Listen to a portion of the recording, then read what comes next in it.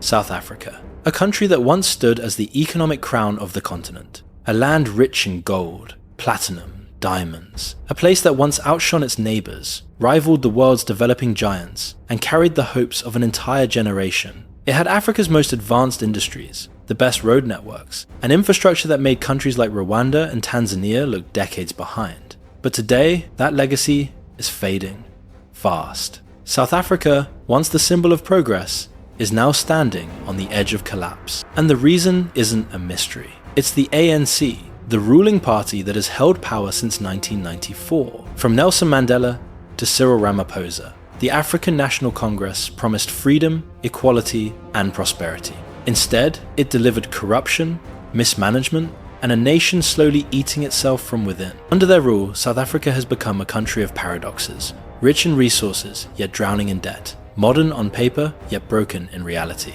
Unemployment is at record highs. Crime has become part of daily life. Power cuts leave businesses crippled and homes in darkness. And the rand, once one of the strongest currencies in the developing world, now loses value almost every week. The ANC was supposed to liberate the country from oppression. Instead, it replaced one system of control with another, a political elite feeding off state institutions while the rest of the country decays. What began as a liberation movement has become a machine for self-enrichment. And while the world still sees South Africa as a democracy, those living inside it know this is not freedom, it's survival. You're watching Grey BTC.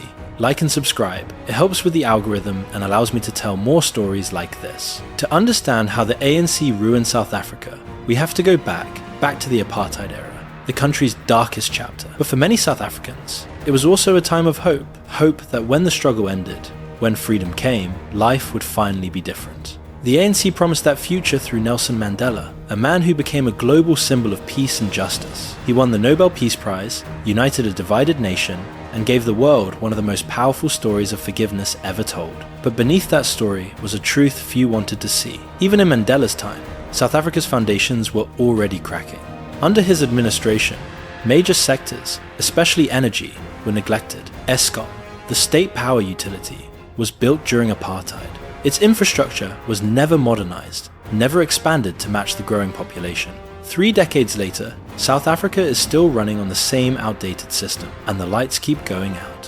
When Mandela stepped down, the dream didn't evolve, it stalled. The ANC inherited political freedom, but failed to build economic independence. The same inequality, the same monopolies, the same state-run inefficiency, just under a new flag and new faces. South Africa may have ended apartheid on paper, but it never escaped the systemic corruption that replaced it.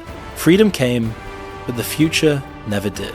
To understand South Africa's decline, you don't need to look far, just follow the money. Because every scandal, every failed project, every blackout leads back to one place, the ANC. In the last 3 decades, the ruling party has perfected a system, not of governance, but of extraction. In 2024, South Africa's economy grew by barely 0.6%. That's less than the inflation rate, meaning the country actually got poorer. Compare that to nations it once outranked. Rwanda, now growing at 7%, and Kenya at nearly 5%. 30 years ago, South Africa was the engine of Africa.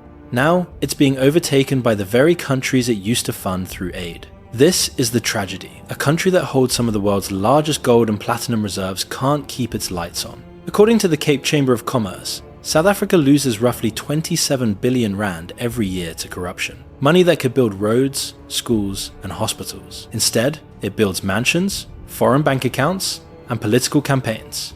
The ruling party calls it leakage. Most South Africans call it what it is, theft in daylight. Unemployment tells the rest of the story.